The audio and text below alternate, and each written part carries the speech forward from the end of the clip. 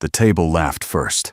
3 billionaires in tailored suits, seated at the best window in the most expensive restaurant in Manhattan, and they had decided that the man serving their wine was the funniest thing in the room.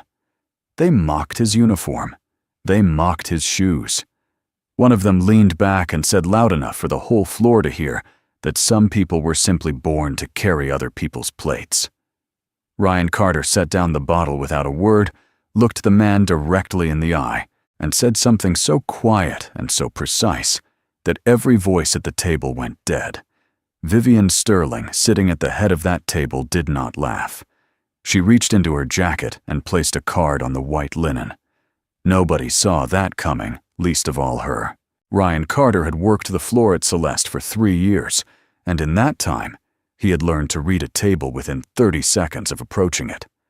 Not the menu preferences, those came later. He meant the dynamic. Who was performing, who was actually in charge, and who was the kind of person that would make the next 2 hours difficult for everyone within earshot. The moment Table 9 was seated that Thursday evening, he read it clearly. 3 men in suits that cost more than most people's monthly rent, loud before the drinks even arrived, already treating the space like it belonged to them personally. And then, at the head of the table, a woman who said almost nothing at all. Celeste occupied the 14th floor of a midtown tower, the kind of restaurant where the lighting was designed to make everyone look like they had something to hide, and the menu had no prices on the guest copy. Ryan had been hired here, not because he had experience in fine dining, though he did, but because Frank, the floor manager, had a talent for recognizing people who would not crack under pressure. Ryan had that quality in a way that was almost unsettling. He moved through the dining room like someone who had already accepted whatever the evening was going to cost him, and that acceptance gave him a stillness that most people in the room, regardless of how much they earned, could not manufacture. The 3 men were named Marcus, Dale, and Greg. Ryan did not learn their last names that night, and he did not need to. Marcus did most of the talking. He was the kind of man who arrived somewhere and immediately started rearranging the furniture with his personality louder than the room required, funnier than anyone was letting on, filling every silence with the sound of his own certainty. Dale was quieter, but watched everything with the focused attention of someone keeping score. Greg laughed at whatever Marcus said, a beat too late, the way people do when they are more interested in being included than in actually finding something funny. The woman at the head of the table was Vivian Sterling. Ryan recognized the name from the reservation. Sterling Dynamics had been in the news recently. Something about a federal contract and a rival company's collapse. He did not follow the business press closely, but the name had a weight to it that was hard to ignore. She was 42, though she carried it with the ease of someone who had stopped thinking about age as a relevant measure of anything. Her posture was straight without being rigid, and she listened to the men around her the way a person listens to a language they already speak, fluently but no longer find interesting. Ryan took their drink orders without incident. The first friction came when Marcus asked him to repeat the wine list verbally, instead of looking at the menu, which Ryan did, without any visible irritation, reciting 12 selections by name, region, and vintage without a single hesitation. Marcus then ordered something that was not on the list and acted mildly surprised when Ryan explained that politely. That was fine. Ryan had fielded worse before breakfast on a slow Tuesday. The real shift happened 40 minutes into the meal. The food had arrived, the second bottle of wine was half finished, and the volume at Table 9 had climbed to the point where Frank had quietly repositioned the nearest adjacent table without explanation. Marcus had started paying more attention to Ryan, not in the way a guest pays attention to a server they are pleased with, but in the way someone eyes a prop they are thinking about using. He started with small things, a comment about the uniform, a remark about the shoes. Ryan's dress shoes were clean and polished, but they were not new, and Marcus had the kind of eye that could identify the age of footwear the way a jeweler identifies a stone. He said something to Dale about men who spent their whole lives carrying other people's food, and whether that took a special kind of limited ambition or just a limited imagination. Ryan refilled the water glass at the far end of the table and said nothing. Dale laughed. Greg laughed louder. Vivian picked up her wine glass and looked at something out the window with an expression that gave away absolutely nothing. Marcus grew more comfortable in the silence. He said loud enough to carry to the next table that he imagined a man in Ryan's position must find great meaning in small things. Simple pleasures for a simple life.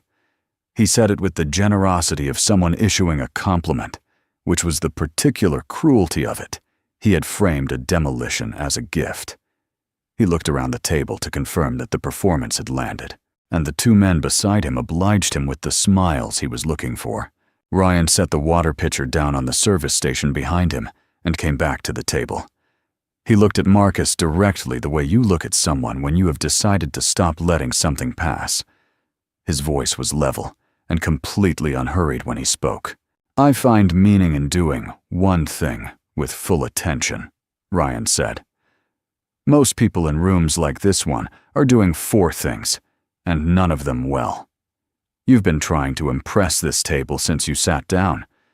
I'd say it's working on 2 of the 3 people who matter here, but the one whose opinion you actually want hasn't looked at you directly in about 20 minutes. The table went quiet. Not the brief quiet of a momentary surprise, but the kind that settles and stays where everyone becomes very aware of their own breathing. Marcus's expression moved through several phases, in quick succession: amusement, confusion, the beginning of anger, and then stopped somewhere that was none of those things. A place where a man sits when he realizes he has been read accurately in public and has no available counter. Dale looked at his plate. Greg reached for his wine glass and found it already empty. Vivian turned her head away from the window and looked at Ryan for the first time that evening, not as a member of the waitstaff, not as a fixture of the room, but as a person. Her eyes stayed on him for a moment longer than the situation required. Then she set her glass down and said nothing, which from her seemed to carry more weight than anything Marcus had managed all evening. Ryan excused himself from the table with the same steady politeness he had maintained from the beginning, as though the exchange had been nothing more than a question about the specials. He moved to the service station, made a note on the order pad, and let the floor settle back to its normal temperature. Frank appeared at his elbow within a minute, expression carefully neutral, and asked very quietly if everything was handled. Ryan said yes. Frank nodded and walked away without pressing it further. The rest of the meal proceeded without incident. Marcus became significantly more interested in his food. The conversation at table 9 dropped to a normal volume and stayed there. Vivian spoke more in the final 30 minutes than she had in the entire preceding hour, not to Ryan, but to her colleagues, and in a tone that suggested the evening had shifted into something more businesslike than social. Whatever performance the dinner had briefly become, she had quietly closed it and moved on, the way she appeared to close most things without announcement, without drama, simply by redirecting her attention. When the check arrived, Ryan brought it to the table on a leather folder and set it to Vivian's right as she had made the reservation. He stepped back to allow the table the privacy of the transaction. A few minutes passed. Greg and Dale rose and said their goodbyes with the slightly flattened energy of men who knew the night had not gone entirely as planned. Marcus left without making eye contact with Ryan, which was in its own way a kind of acknowledgement. Vivian remained seated. She signed the check and closed the folder, then looked up at Ryan, who had returned to clear the final glasses. She held out a card, matte black, minimal, just a name and a number, and placed it beside the folder on the table. Beside it, she had added a cash tip that represented Ryan estimated somewhere around 3 times the cost of the entire meal. Ryan looked at the card and the money, and then looked at her. "That's for your professionalism tonight," Vivian said. Her voice was direct, not warm exactly, but without any performance in it. The food was fine. The service was exceptional. Ryan picked up the leather folder, set the cash neatly on top of it, and slid the card back across the linen toward her. "Thank you," he said. but that's not necessary." Vivian's eyes narrowed slightly, not with offense, but with something closer to genuine curiosity. "Most people in your position would keep it," she said. "Respect isn't something I need to be paid for," Ryan replied. "I was doing my job. That's enough." He gathered the remaining glasses onto his tray and excused himself with a small nod, the same composure he had carried through the entire evening, and walked back toward the service station without looking back. Vivian Sterling sat alone at the table for another 40 seconds, long enough that Frank noticed and wondered whether he needed to check in. She was not looking at the window this time. She was looking at the card she had just been handed back, sitting on the white linen exactly where she had placed it, untouched and unreceived, and her expression was the expression of a woman encountering something she did not have an immediate category for. She picked up the card and put it back in her jacket pocket. Then she left. Outside on the sidewalk, her car was waiting, the driver already out and holding the door. She got in without speaking, and for the first 3 blocks of the ride back to her apartment, she did not check her phone, which her assistant would later describe as unprecedented for a Thursday evening after a working dinner. She sat with her hands in her lap and thought about a man who had given back money that most people would have taken without a second thought, and she could not explain, even to herself, exactly why that was the detail she could not put down. She had been in rooms with powerful people her entire adult life. She had negotiated contracts worth hundreds of millions of dollars. She had been dismissed, underestimated, tested, and ultimately proven right so many times that proving herself had stopped feeling like anything in particular. She was not a woman who was easily impressed, and she was certainly not a woman who was easily unsettled. But something about the way Ryan Carter had said, that respect isn't something I need to be paid for, not with anger, not with pride, not with the performance of dignity that people put on when they want to be noticed. Being dignified sat in her chest like a stone she could not identify the shape of. She had heard people say principled things before. She had watched people perform principle in front of an audience. What she had not often seen was a man exercise it quietly, in a direction that cost him something real, with no one watching who would remember it favorably. She told herself it was curiosity. She told herself she found the behavior professionally interesting, the kind of self-possession that was genuinely rare at any income level. She told herself she might even know a use for someone with that kind of composure. None of those explanations were wrong exactly, but she was also, for the first time in longer than she could clearly recall, thinking about going back to a restaurant she had only visited once, and it had nothing to do with the food. Vivian came back to Celeste 4 days later. She made a reservation under her own name, which Frank noted with the careful neutrality of someone who had worked in hospitality long enough to recognize when a guest's return meant something beyond the food. She was seated at a different table, smaller by the window on the east side, and she came alone, which was unusual enough that the hostess mentioned it to Frank before the first course was ordered. Ryan took her section that evening. He greeted her the way he greeted every guest, by name, without ceremony, with the kind of attention that made people feel noticed without feeling studied. Vivian ordered simply. She did not manufacture reasons to extend the interaction. She ate, she read something on her phone between courses, and she left a standard tip, the kind that said nothing in particular. But she came back the following Tuesday. And again, the Thursday after that. By the third visit, Frank had stopped pretending he hadn't noticed. He said nothing to Ryan directly. Frank was not a man who narrated the obvious, but he began assigning Ryan to Vivian's section, as a matter of course, the same way you adjust a room for a guest who has quietly made their preferences known without ever stating them aloud. Ryan noticed, of course. He was not oblivious, and Vivian Sterling was not someone who blended into a room. What he noticed more than her presence, though, was the pattern of it. She did not flirt. She did not manufacture reasons to linger.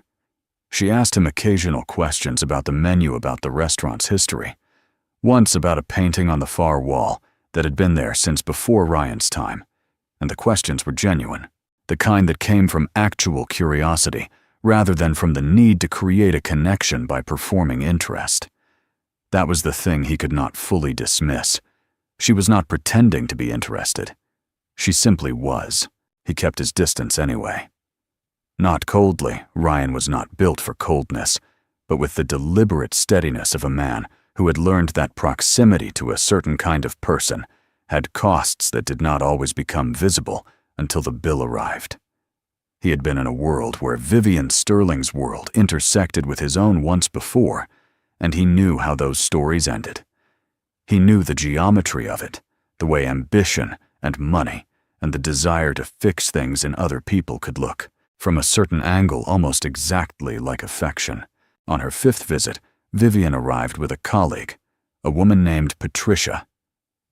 Sharp-looking, clearly an attorney, by the way she held her posture and her menu simultaneously, and the dinner was clearly a working one. Ryan served the table efficiently and without intrusion. But at the end of the meal, when Patricia had excused herself and Vivian was waiting for the check, she said without preamble that she had done some reading. Ryan waited. She said that Hartwell Technologies had been a genuinely interesting company, and that the decision to liquidate the founder's stake at the moment he did must have been a difficult one. Ryan's expression did not change in any way that was visible from more than 2 feet away. He asked if she would like anything else before he brought the check. Vivian looked at him for a moment, then said, "No thank you," and let it go. That was how Ryan learned that she knew. Not the version of him that existed in the dining room at Celeste, the composed man in the slightly worn dress shoes who could recite 12 wine selections without blinking, but the version that existed in archived press releases and old tech publication databases. The version that had, at 31, co-founded a software company that had briefly been described in one industry newsletter as one to watch. The version that had, 3 years later, sold his entire stake at a significant loss during a period of acute financial and personal crisis, walking away from something that had gone on to become modestly successful under new ownership, which was the particular kind of outcome that had no clean name for how it felt. He had not told anyone at Celeste about that history. Not Frank, not the other servers, no one. It was not a secret he defended carefully, he simply did not offer it, because the story told in any direction had a way of becoming either a tragedy or a cautionary tale, and he was not interested in being either of those things in a room where he still had work to do. Vivian came back the following week. This time, she was direct. Over coffee after a working dinner for 3, once her guests had left, she told Ryan that she had a position at Sterling Dynamics, that she believed he was qualified for a client relations role that was less about sales and more about managing high-value relationships with the kind of composure he had clearly not lost. She said it without condescension. She said it the way someone makes an offer they consider fair and are prepared to hear declined. Ryan said he appreciated the thought. Then he said no. Vivian asked why. Ryan told her plainly that he was not looking to be someone's project. He said it without heat, but he said it clearly. And Vivian had the quality of a person who heard what was actually being said, rather than just the words in front of it. She did not push. She finished her coffee and left, and this time the space between them had a different texture, not hostile, but honest, in a way that the previous weeks had only been approaching. She came back anyway. Not immediately, not the next week, but 2 weeks later, and this time she did not bring colleagues or make any professional overtures. She sat at her usual table by the east window and ordered dinner and ate it the way someone eats when they are genuinely hungry and not performing the act of dining. When Ryan refilled her water glass, she said almost to herself that she had not had a meal she actually tasted in about 4 days, and she wasn't sure when that had started happening. She did not say it to him specifically. She said it the way people sometimes say things out loud that they have been thinking privately for too long and it requires an audience only because the thought has finally run out of room. Ryan set the pitcher down and came back to check on the table a few minutes later. He asked how the fish was. She said it was perfect. He said he was glad and moved to the next table. And later, when he thought about that evening, he understood that it was probably the first time he had stopped actively maintaining a distance and had simply been in the same room with her without the architecture of caution between them. The truth about Ryan's past had a shape that he had arranged carefully in his own mind over several years. He had made a decision during a period when circumstances had demanded something concrete and immediate, when the ground under everything he had built had shifted in ways that left no good options, only less damaging ones. And he had made that decision by trading something that might have become significant for something that was necessary right then. He did not consider it a failure. He considered it a choice which was different. The failure had come later in the marriage, not because of the money, or not only because of it, but because the stress of that period had exposed something structural that had probably been cracked for longer than either of them had admitted. The divorce had been quiet and reasonable, and had left him with very little in the way of material assets, and rather more in the way of clarity about what he actually valued and what he had only thought he valued. The job at Celeste had been Frank's suggestion passed through a mutual acquaintance, and Ryan had taken it because it paid reliably, and because there was something in the work, the attention it required, the performance of calm under pressure. The physical simplicity of carrying things from one place to another that he had found unexpectedly to be restorative. He was not embarrassed by it. He was not waiting for something better. He was doing the thing in front of him with the full weight of his attention, which was, as far as he could determine, the only reliable way he knew to rebuild anything. This was the thing that Vivian had eventually understood, and it was the thing that had shifted something in her, though neither of them had said that aloud yet. What ended the equilibrium was not Vivian. It was the internet, which had a long memory and no particular interest in context.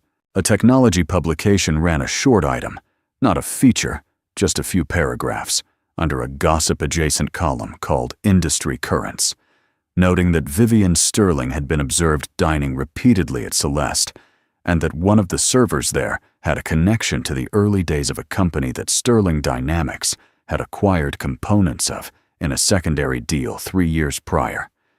The item was short and largely speculative.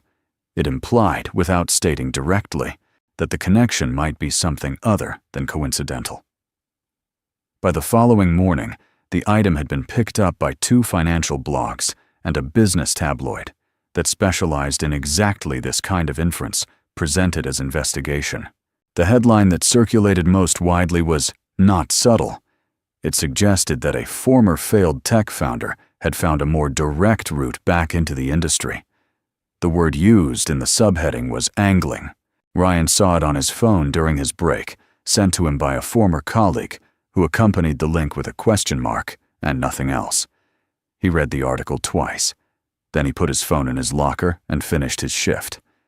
He served 9 tables that evening, with the same quality of attention he brought to every service, and the only visible indication that anything had changed was that he was slightly quieter than usual between tables, which Frank noticed and did not comment on. The guests noticed too, though, not in the way the article implied. Several people who had read the item recognized Ryan that evening and watched him with the particular attention that people give to someone who has briefly become a story. One man at a foretop said something to his companion that Ryan could not hear, but could read well enough from the body language. It was the kind of attention that reduced a person to a narrative, and then watched them to see if they would perform it on cue. Ryan did not perform it.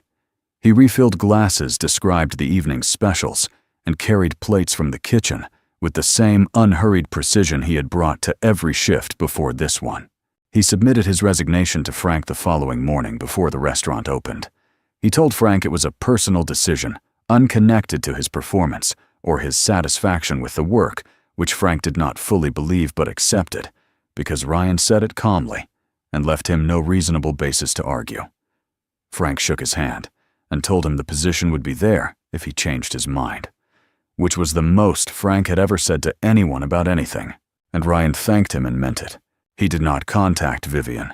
He did not send a message, did not answer the 2 calls she made in the following days, did not respond to the brief measured note she sent through an assistant that said only that the article was irresponsible and that she was sorry for the disruption it had caused and that she hoped it would not change anything that mattered. He read the note twice, the same way he had read the article, and then he set his phone face down on the kitchen counter and stood at the window for a while looking at the street below at the ordinary Tuesday morning business of people going from one place to another. He was not angry at Vivian.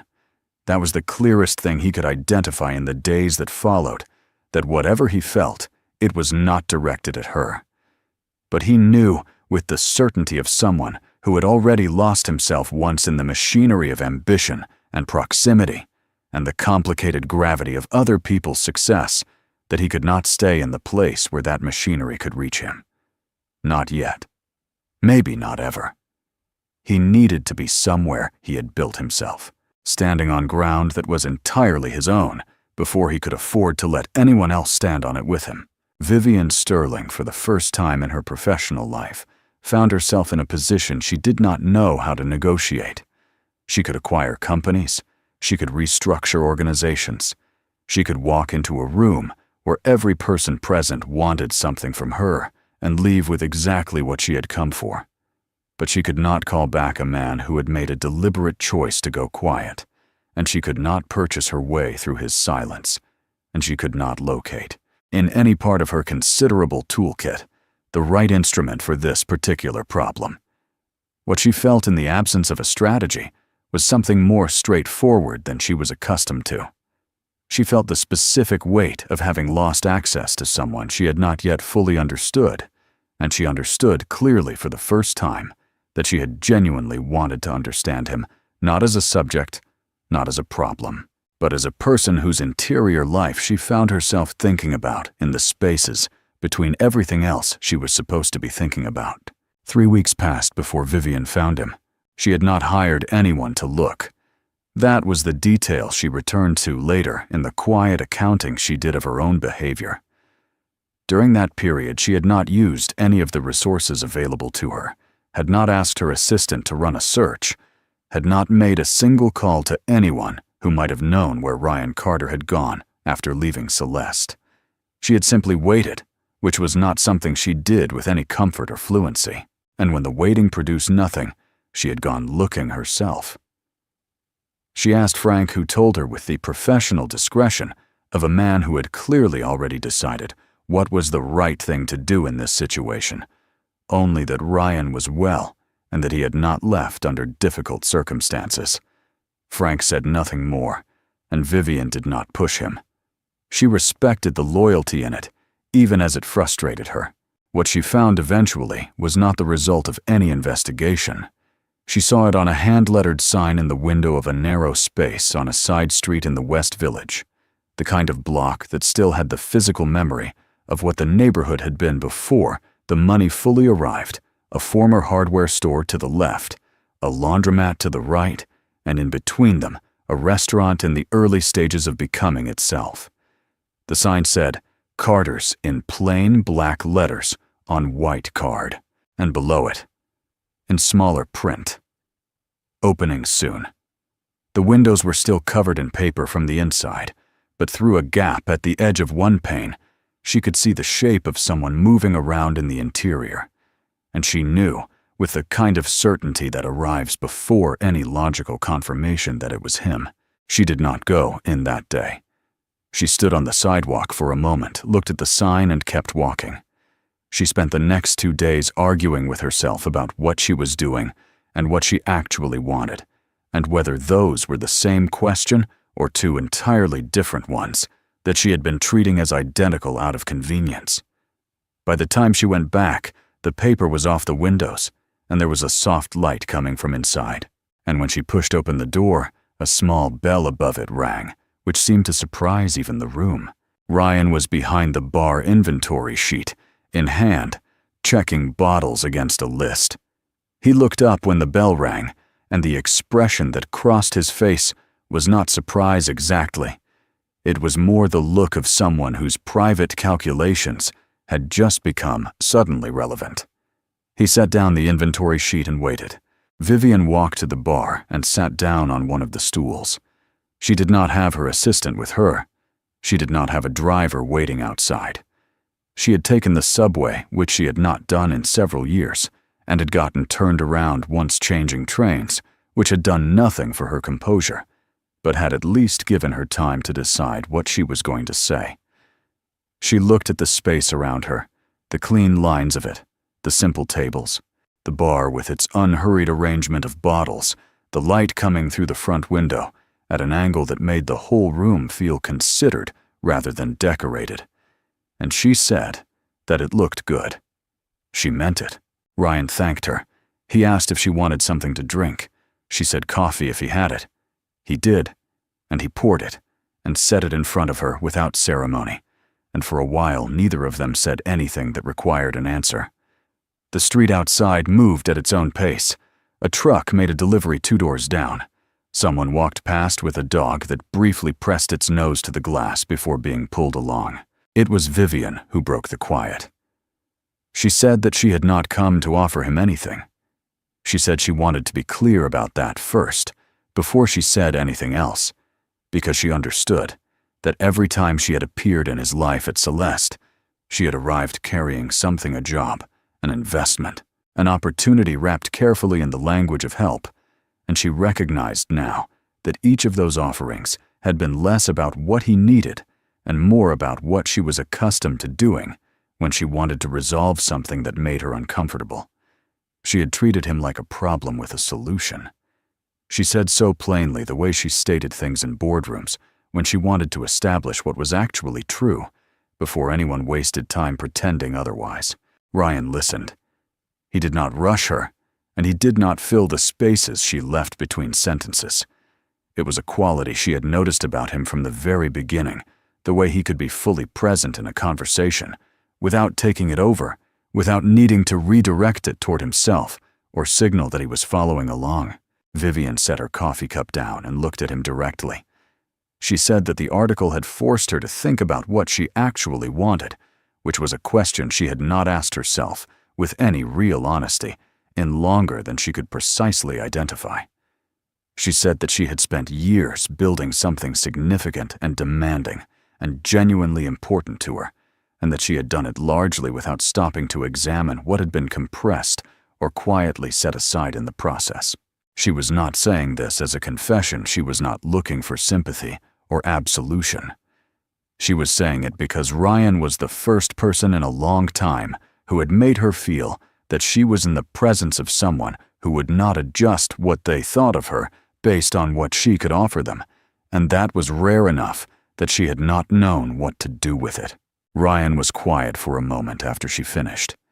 Then he said that the article had not been her fault, and that he had known that even when it first appeared.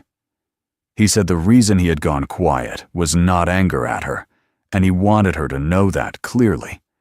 The reason, he said, was simpler and harder to explain at the same time.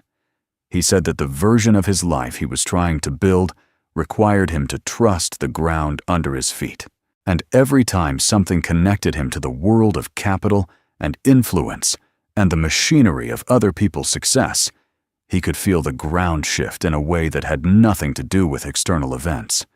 It was internal.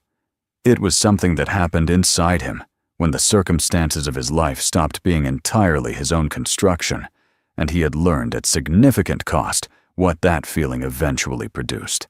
Vivian asked him what it eventually produced. Ryan said a version of himself he did not recognize and could not respect. He said it without drama, the way he said most things, as a simple statement of observed fact, and the steadiness of it landed with more weight than any emotional declaration would have. Vivian was quiet for a long time after that. Outside, the West Village afternoon continued its normal business. A delivery truck double-parked across the street, 2 people arguing mildly at the corner, a dog sitting with great patience outside a coffee shop 2 doors down. the ordinary texture of a city that did not adjust itself to the significance of any particular moment, and would not have, even if asked. When Vivian spoke again, her voice had dropped the last of the register she used professionally. The slight elevation of control that she maintained Ryan had come to understand as a structural habit rather than a deliberate performance. She said, "I don't need you to come back to any world I'm part of. I'm not here because I think I can repair what the article broke, or because I want to build something out of knowing you." She said she understood now why he had turned down the tip, why he had returned her card, why he had kept his distance through all of those evenings at Celeste, even as the distance between them had clearly been doing something it was not supposed to do. She said she had initially read it as pride, but she understood now that it was something more specific.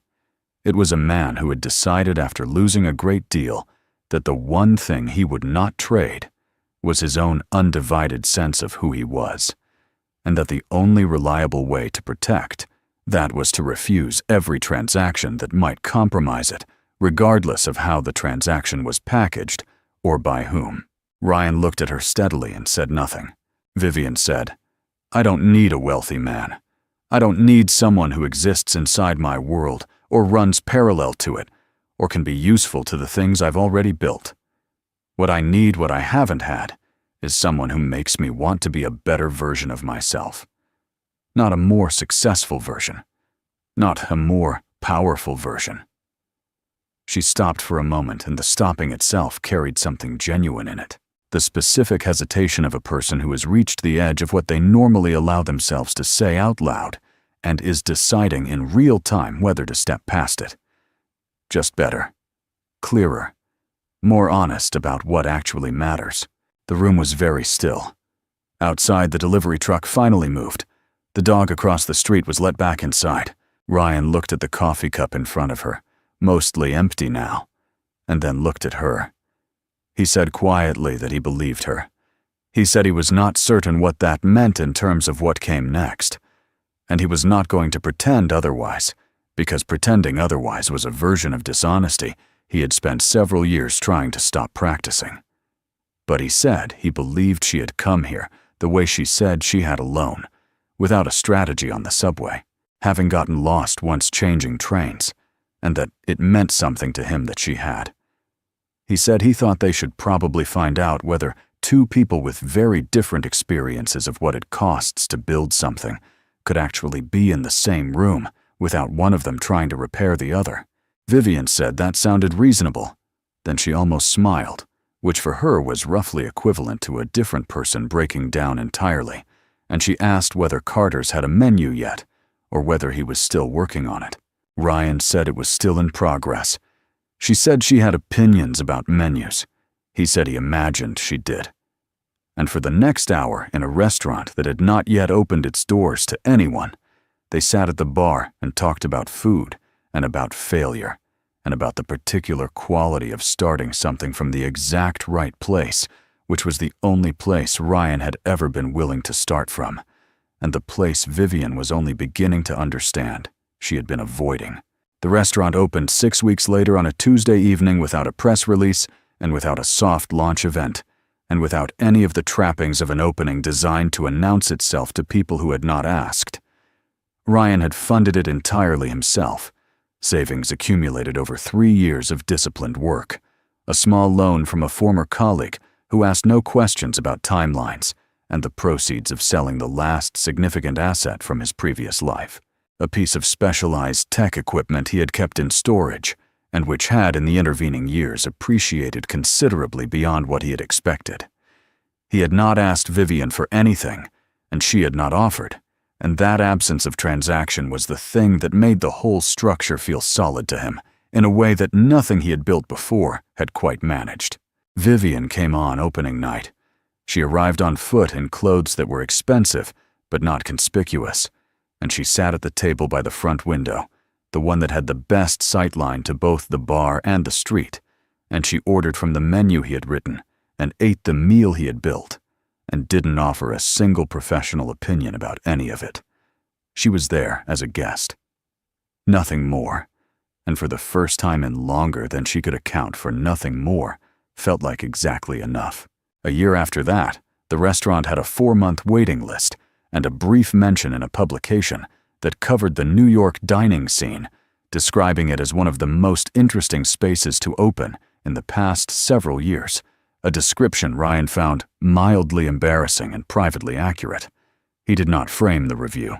He put it in a drawer in the back office and left it there.